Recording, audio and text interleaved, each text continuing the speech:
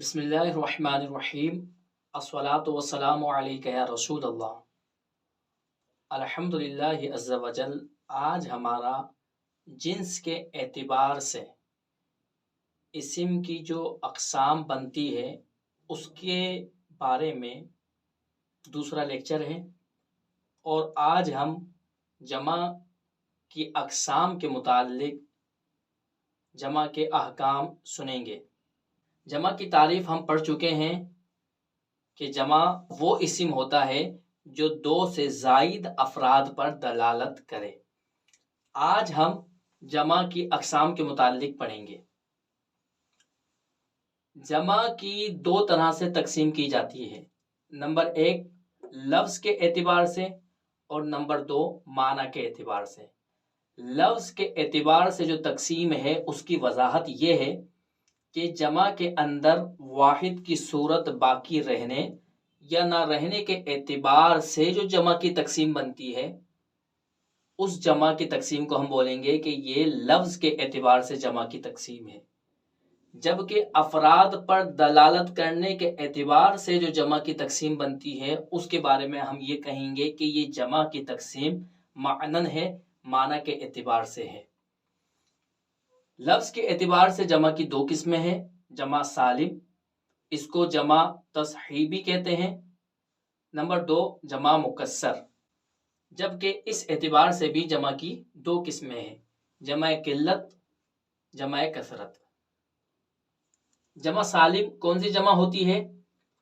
वो जमा जिसमें वाहिद की सूरत, वाहिद की बनावट, वाहिद की बिना, वाहिद की हैयत बरकरार रहे, सिर्फ वाहिद के आखिर में कुछ हुरूफ का इजाफा कर दिया जाए तो वो जमा सालिम कहलाएगी।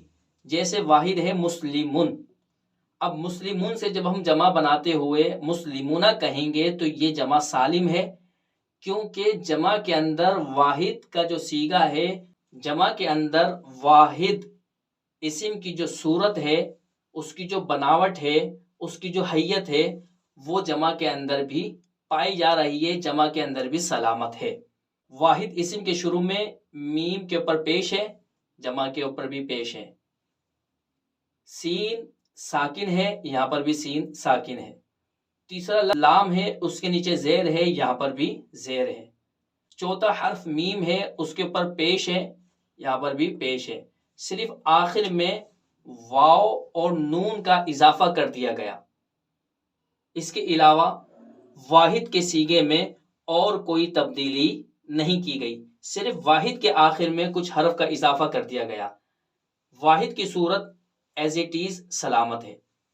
खालिदुन से खालिदीना, यहाँ पर भी वाहिद की जो सूरत है, वाहिद का जो वजन है, वो जमा के अंदर पाया जा रहा है।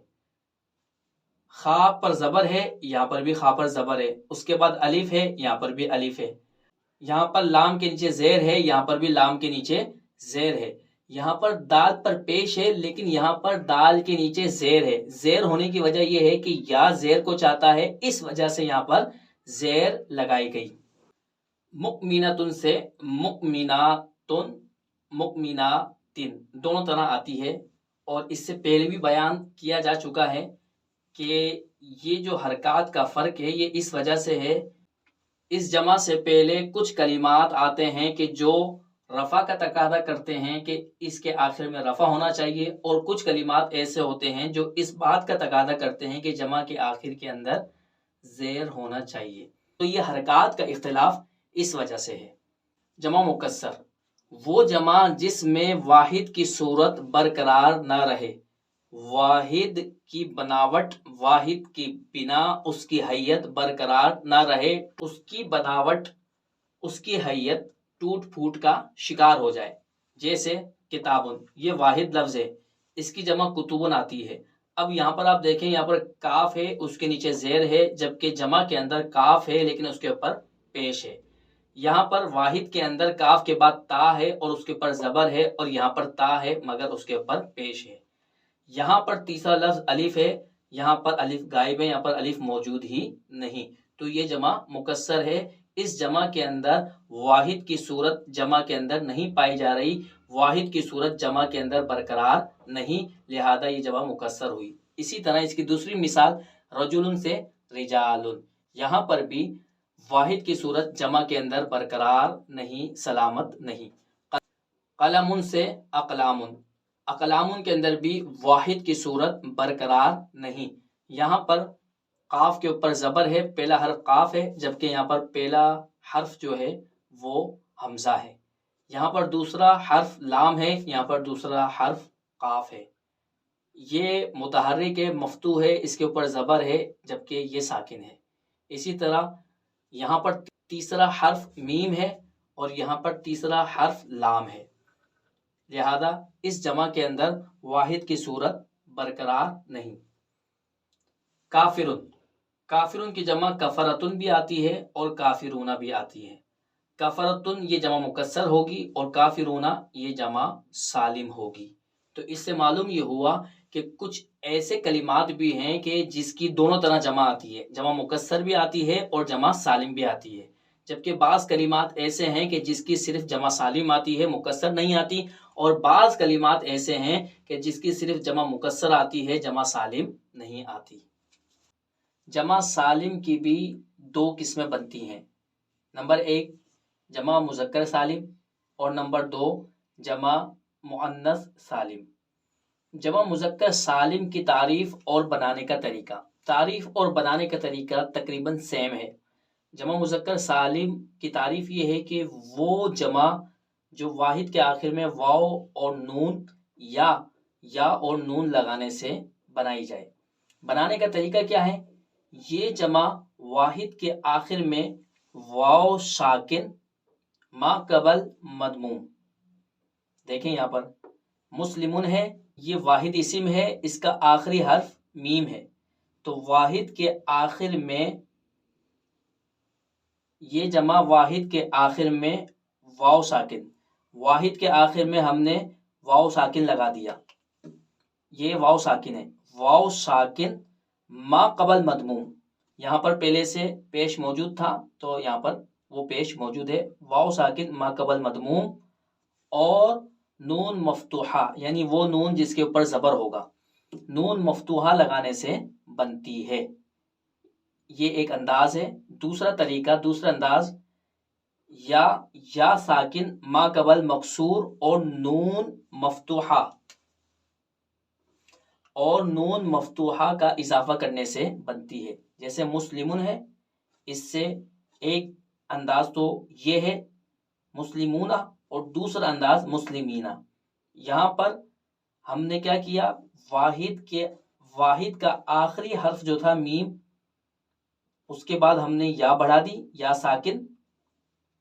ساکن ما قبل مکسور، واحد کے آخر میں پیش تھا، ہم نے یا کی مناسبت کی وجہ سے یہاں پر میم کے نیچے زیر لگا دیا، یا ساکن ما قبل مکسور اور نون مفتوحہ لگانے سے یہ جمع بنتی ہے، اس کو کہتے ہیں جمع مذکر سالم۔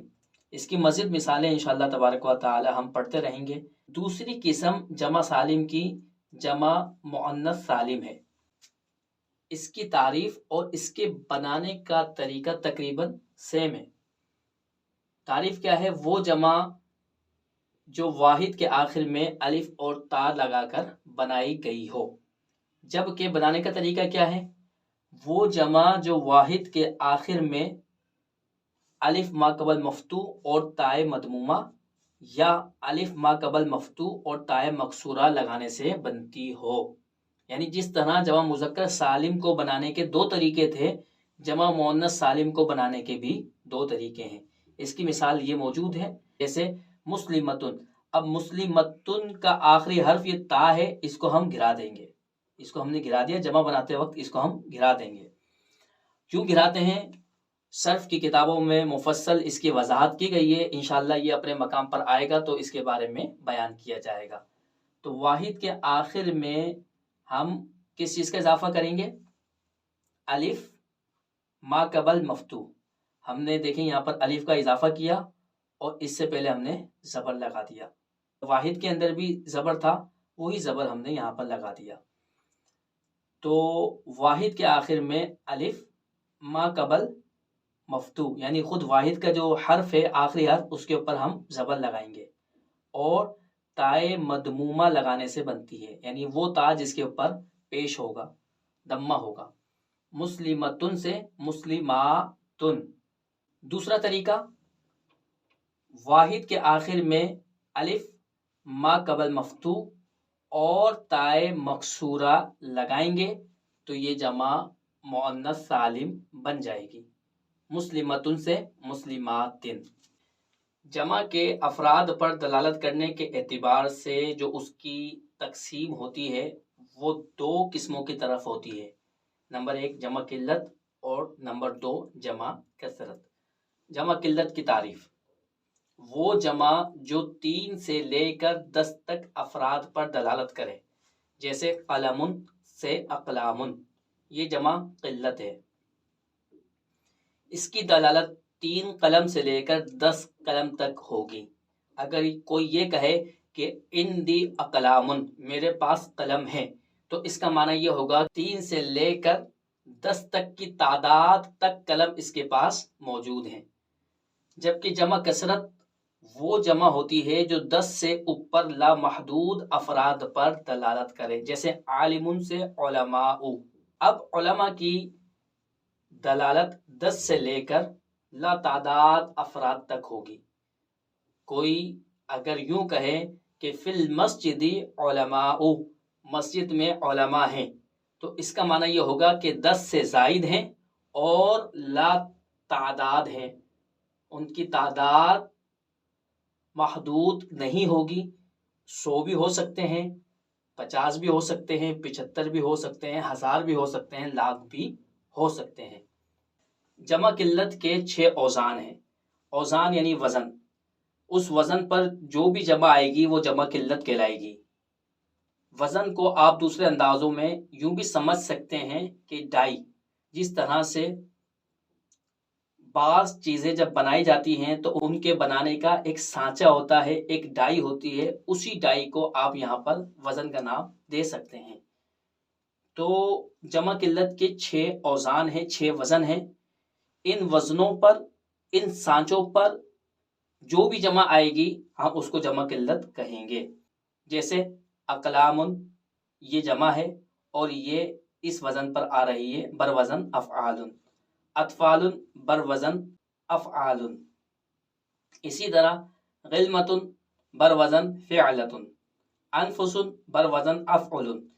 یہ 3 اوزان ہیں اور 3 اوزان یہ رہے۔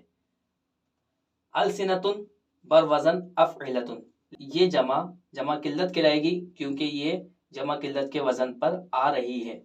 مسلمون بر وزن مفعلون، مسلمات بر وزن مفعلات، یہ بھی جمع قلت ہوگی کیونکہ جمع قلت کے وزن پر یہ آ رہی ہے۔ یہاں پر ایک بات یاد رہے کہ یہ جو وزن ہے یہ جمع مؤنث، یہ جمع مذکر، یہ جو وزن ہے یہ جمع سالم کا وزن ہے۔ جمع سالم پر اگر الف لام نہ ہو تو اس کا شمار جمع قلت میں ہوگا، یعنی جمع سالم پر اگر الف لام نہ ہو تو وہ 3 سے لے کر 10 تک کے افراد پر دلالت کرے گی، اور اگر اس کے اوپر الف لام ہو تو پھر یہ وزن جمع قلت اور جمع کثرت دونوں میں مشترک ہوگا۔ مثلا اگر کوئی یوں کہے فل مسجدی مسلمون، اب دیکھیں یہاں پر جمع سالم بغیر الف لام کے ہے، تو جمع سالم جب بغیر الف لام کے ہو تو یہ جمع قلت ہوگی، لہذا اس کا معنی یہ ہوگا کہ مسجد میں 3 سے لے کر 10 تک کی تعداد میں مسلمان موجود ہیں۔ اور اگر یوں کہہ دیا جائے فی المسجد المسلمون، تو اب یہ بھی جمع سالم ہے، لیکن اب یہ وزن جمع قلت اور جمع کثرت دونوں میں مشترک ہوگا، یعنی اس کا معنی یہ بھی ہو سکتا ہے کہ مسجد میں 3 سے لے کر 10 تک کی تعداد میں مسلمان موجود ہیں، اور اس کا معنی یہ بھی ہو سکتا ہے کہ 10 سے اوپر لاتعداد مسلمان مسجد میں موجود ہیں۔ جمع قلت کے بارے میں تو ہم پڑھ چکے کہ اس کے 6 اوزان ہوتے ہیں صرف، جبکہ جمع کثرت کے کثیر اوزان ہیں، جس میں سے بعض یہ ہیں: فعال، عباد۔ اب عباد یہ جمع کثرت ہے کیونکہ یہ جمع کثرت کے وزن فعال کے وزن پر آ رہی ہے۔ اسی طرح انبیاء یہ بھی جمع کثرت ہے کیونکہ یہ جمع کثرت کے وزن پر آ رہی ہے۔ مردہ، کفرتن یہ بھی جمع کثرت ہے کیونکہ مردہ فعالہ کے وزن پر آ رہی ہے اور کفرتن فعالتن کے وزن پر آ رہی ہے۔ رسولن یہ بھی جمع کثرت ہے کیونکہ یہ جمع کثرت کے وزن پر آ رہی ہے۔ فرقن یہ بھی جمع کثرت ہے کیونکہ یہ جمع کثرت کے وزن پر آ رہی ہے۔ جمع مکسر کی ایک اور قسم بھی بنتی ہے، ایک اور قسم بھی ہوتی ہے جس کو جمع منتہی الجموع کہتے ہیں۔ وہ جمع مکسر جس سے آگے جمع مکسر نہ بن سکے، ایسی جمع کو جمع منتہی الجموع کہا جاتا ہے۔ جیسے سوارن یہ مفرد ہے، اس کی جمع مکسر آئی اسویرتن۔ اب اسویرتن کی جمع آگے آئی اساویرو۔ اب اساویرو سے آگے جمع نہیں بن سکتی تو اس جمع کو جمع منتہی الجموع کہتے ہیں، یعنی جس سے آگے جمع مکسر نہ بن سکے۔ اس کی پہچان کے 3 طریقے ہیں۔ پہلا طریقہ یہ ہے کہ اس کا پہلا اور دوسرا حرف مفتوح ہوتا ہے، تیسری جگہ الف ہوتا ہے جو کہ جمع منتہی الجموع کی علامت ہے، اس کے بعد حرف مشدد ہوتا ہے، جیسے دواب۔ 2 حرف، پہلے 2 حرف مفتوح ہے، تیسری جگہ الف ہے، الف کے بعد حرف مشدد ہے۔ دوسرا طریقہ یہ ہے کہ اس کا پہلا اور دوسرا حرف مفتوح ہوگا، تیسری جگہ الف ہوگا، لیکن اس کے بعد 2 حرف ہوں گے جس میں سے پہلا مکسور ہوگا، جیسے مساجدو۔ ہم الف کے بعد والے حرف کی بات کر رہے ہیں، وہ مکسور ہوگا۔ یہ مفتوح بھی ہو سکتا ہے اور اس کے اوپر ضمہ بھی آ سکتا ہے۔ تیسرا طریقہ یہ ہے کہ پہلا اور دوسرا حرف مفتوح ہوگا، تیسری جگہ الف ہوگا، اور اس کے بعد 3 حرف ہوں گے، جن 3 حرف میں سے پہلا مکسور ہوگا اور دوسرا ساکن ہوگا، جیسے مصابیح، مصابیح۔ ان میں پہلے 2 حرف جو ہیں مفتوح ہیں، تیسری جگہ الف ہے، الف کے بعد 3 حرف ہیں، ان 3 حرفوں میں سے پہلا حرف جو با تھا وہ مکسور ہے اور دوسرا حرف یا ساکن ہے۔ تیسرا حرف آخر میں ہا ہے، اس کے اوپر پیش بھی ہو سکتا ہے، اس کے اوپر زبر بھی ہو سکتا ہے۔ یہ پیش یا زبر ہونے کا تقاضا اس سے پہلے جو کلمات ہوتے ہیں وہ کرتے ہیں، وہ جو تقاضا کریں گے اس کے اوپر وہی اعراب ہوگا۔